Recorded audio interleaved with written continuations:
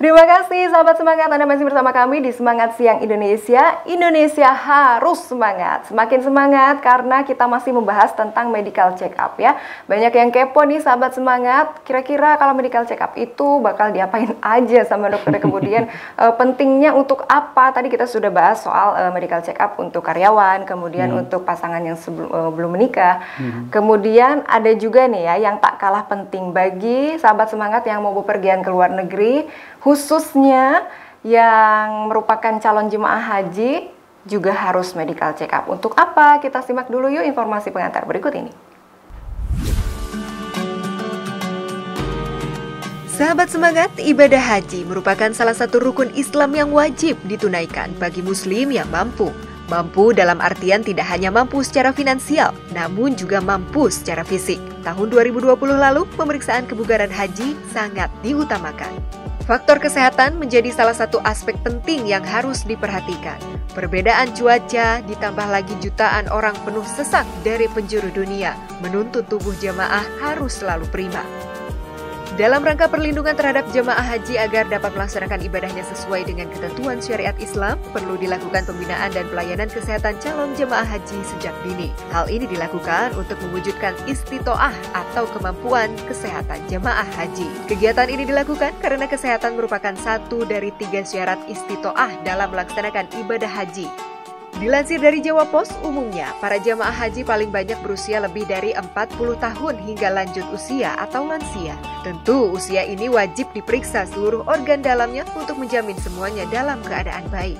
Lantas, seberapa penting sih medical check up untuk jemaah haji?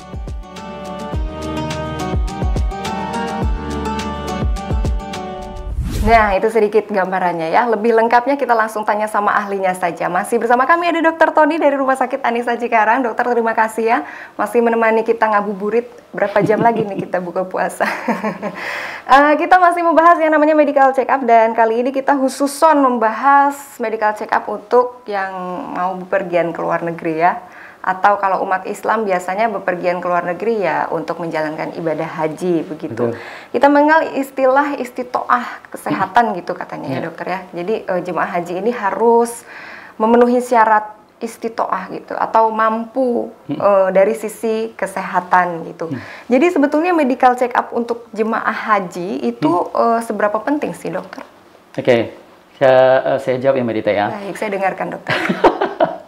Baik, karena di Rumah Sakit Anisa juga menyelenggarakan pemeriksaan calon jemaah haji ya Mbak Dita. Jadi pemeriksaan medical check up untuk calon jemaah haji itu sangat penting.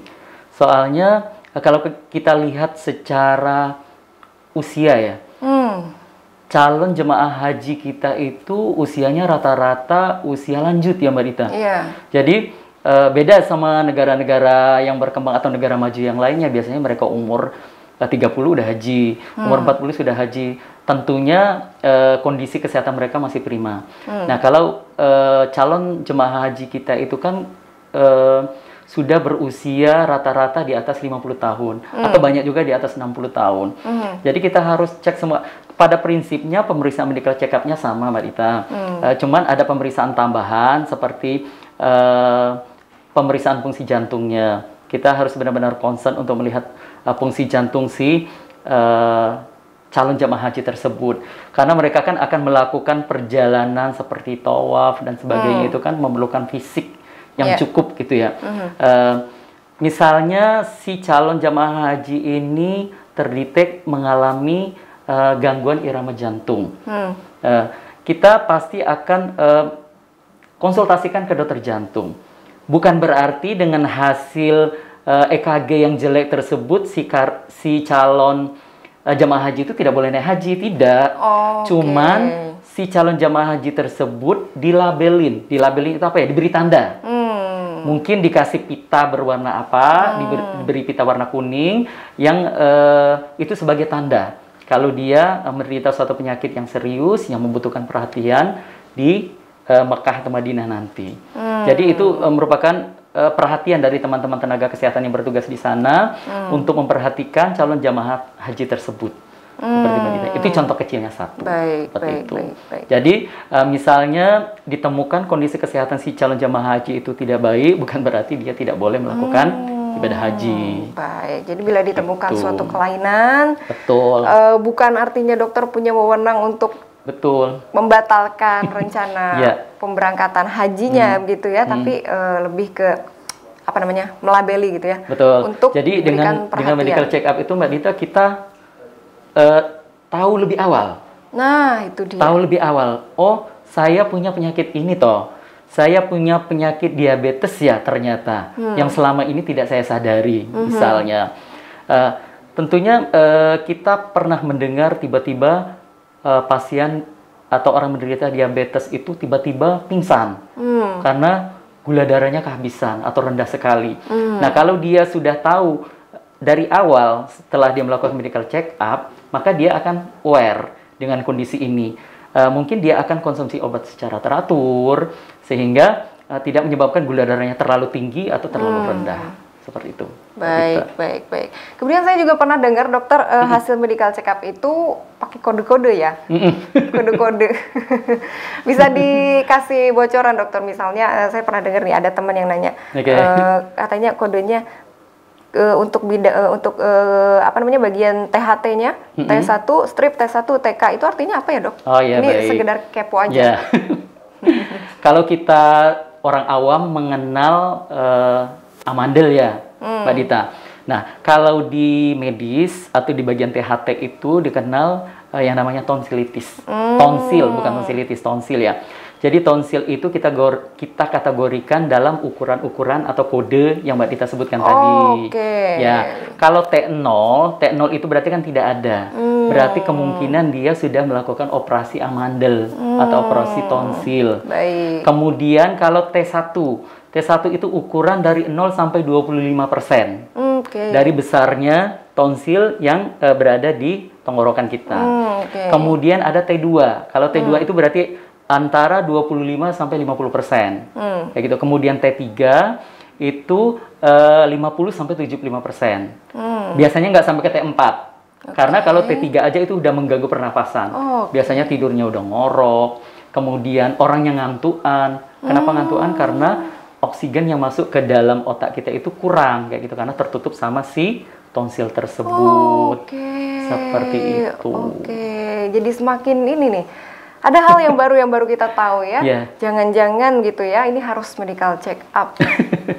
Medical check up di Rumah Sakit Anissa hari apa saja dok tersedia pelayanannya? Alhamdulillah kalau di Rumah Sakit Anissa pelayanan kita dari Senin sampai Sabtu Mbak Dita. Wih, Masya Allah. Kalau Senin kita dari jam 8 sampai jam 5 sore.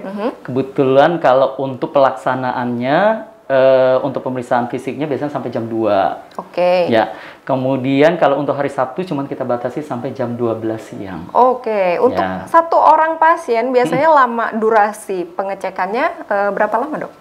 Kalau medical check up itu karena prosesnya mulai dari anamnesa, pemeriksaan fisik, pemeriksaan laboratorium dan sebagainya kurang lebih 1 jam. 1 jam untuk satu orang ya? Sampai mendapatkan hasil itu? Kalau hasilnya, kalau untuk perorangan ini ya Mbak Dita, kalau untuk perorangan biasanya besok harinya bisa diambil. Karena hasil itu harus kita kumpulkan dulu.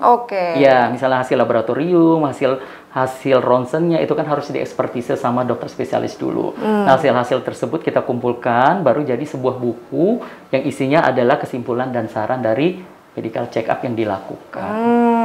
Jadi sudah semakin terbayang ya pemirsa yang hendak melakukan medical check up, yang mau masuk instansi tertentu, kemudian yang mau menikah, kemudian bisa juga untuk yang mau berangkat ke luar negeri ya, khususnya jemaah haji. Jadi sudah mulai terbayang. Kalau misalnya pemeriksaan khusus untuk COVID-19 juga di Rumah Sakit Anissa sudah bisa ya dok ya? Betul. Dari awal pandemi, Rumah Sakit Anissa juga sudah memfasilitasi siapa saja yang mau melakukan pemeriksaan penunjang ke arah COVID. Contohnya yang pertama pemeriksaan rapid test. Mungkin sering dengar ya namanya rapid test. Kalau rapid test itu sampelnya diambil sama Mbak Dita kayak darah. Jadi kalau kita medical check up itu udah satu kesatuan diambil darah itu bisa sekalian untuk rapid test. nggak diambil berkali-kali lagi, enggak. Itu udah baik. satu paket, udah sekalian pengambilan. Oh. Nah, yang berbeda ini adalah rapid antigen. Kalau rapid antigen ini dia pemeriksaan sampelnya pengambilan swab di hidung. Pengambilan swab di hidung, kemudian hasilnya 15 sampai 30 menit itu sudah keluar. Jadi kita bisa tahu hasilnya positif atau negatif. Seperti itu. Kemudian untuk PCR kita juga menawarkan hasil yang same day itu bisa jadi 1 hari, bisa jadi 1 kali 24 jam atau 2 sampai 3 hari. Kita juga ada paket-paket seperti itu. Baik. Lengkap sekali. Lengkap ya. banget. Silakan Untuk datang yang ke Rumah Sakit Anissa. Siap, nanti ditangani langsung sama Dokter Tony di sana ya. Melihat dokter sosoknya begitu ramah ya, jadi nggak deg-degan lagi nih katanya sahabat semangat untuk melakukan medical check up. Yang tadinya deg-degan, aduh diambil darah, aduh diwawancarai, takut katanya dok deg-degan. Tapi sama Dokter Tony insya Allah ya semakin semangat. Luar biasa sekali, terima kasih dokter ya untuk Sama-sama Marita. ngobrol-ngobrolnya siang hari ini, luar biasa membuka cakrawala kita. Mudah-mudahan semua yang sahabat semangat yang hendak melakukan medical check up nanti diberikan hasil yang terbaik sesuai harapannya ya. Di samping dengan persiapan yang sudah dokter sarankan tadi, jangan lupa juga yang paling penting adalah berdoa ya dok ya. Iya. Apalagi kita sebagai umat muslim, kita serahkan semuanya kepada Allah Subhanahu wa Ta'ala. Ternyata kita sudah ada di penghujung acara dokter. Luar biasa, mudah-mudahan insya Allah kita akan berjumpa lagi di lain kesempatannya dokter ya. Mohon maaf sudah mengganggu waktunya. Sama-sama. Dokter bisa langsung meluncur lagi ke rumah sakit ya Siap. untuk menjalankan kewajibannya. Terima kasih dokter, terima kasih Sama-sama, banyak. Marita. Dan pemirsa jangan lupa untuk selalu terhubung bersama kami melalui media sosial kami ya @officialbadar.tv. Facebook ada, Instagram ada, jangan lupa di follow, YouTube juga jangan lupa di subscribe, oke? Nah, ternyata kita sudah di penghujung acara. Insya Allah kita akan jumpa lagi di episode lainnya ya pemirsa. Assalamualaikum warahmatullahi wabarakatuh. Tetap semangat, siang Indonesia, Indonesia harus semangat. Harus Salam semangat, sehat. salam sehat.